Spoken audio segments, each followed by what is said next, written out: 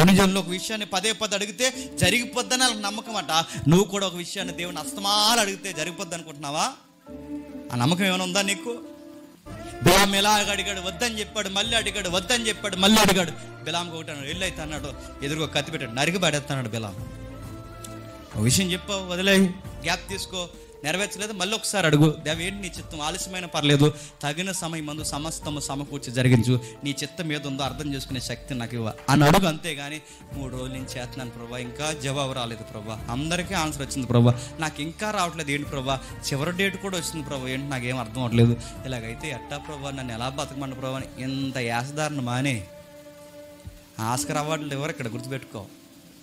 నటించడం మానే, అడగడం మానే.